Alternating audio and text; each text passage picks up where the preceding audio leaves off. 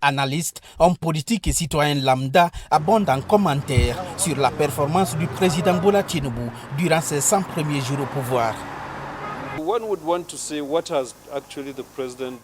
On pourrait se poser la question de savoir qu'est-ce que le président a fait avec son programme d'espoir renouvelé au cours des 100 premiers jours.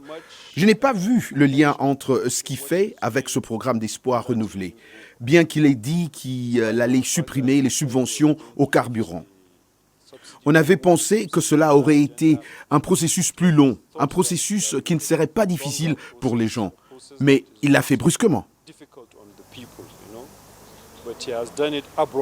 D'autres, en particulier les Nigérians, durement frappés par les premières mesures prises par le président Tinubu, ont des réactions mitigées. Le nouveau président que nous avons, je suis heureux qu'il soit le nouveau président élu. Il a bien fait du travail au cours de ces 100 jours. Mais tout ce que je conseillerais à mes jeunes Africains et Nigérians et aux dirigeants du Nigeria, c'est de se donner la main et de travailler avec le nouveau président élu pour nous permettre d'atteindre notre objectif.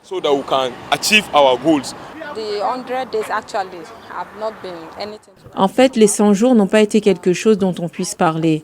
J'attends d'eux qu'ils fassent mieux.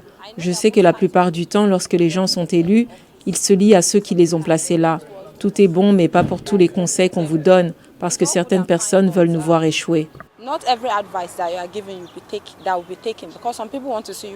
Le gouvernement a défendu à plusieurs reprises les premières décisions majeures de Tinubu comme une douloureuse nécessité. Mais de nombreux Nigérians ne sont pas de cet avis. Nous avions entendu ces promesses à maintes reprises de la part des administrations précédentes. Il ne s'agit donc pas de dire que ce sont les mesures que nous prenons ou que nous mettons en place pour obtenir les résultats. Ce que nous voulons voir, ce sont les résultats. Nous voulons voir un gouvernement axé sur les objectifs, un gouvernement qui s'efforce de relever les défis auxquels ses citoyens sont confrontés. M. Tinubu, un homme politique chevronné et président en exercice de la CEDEAO, fait face à la crise au Niger. Les soldats nigériens ont mis sa détermination de zéro tolérance contre les coups d'État dans la sous-région à l'épreuve en renversant le président Mohamed Bazoum.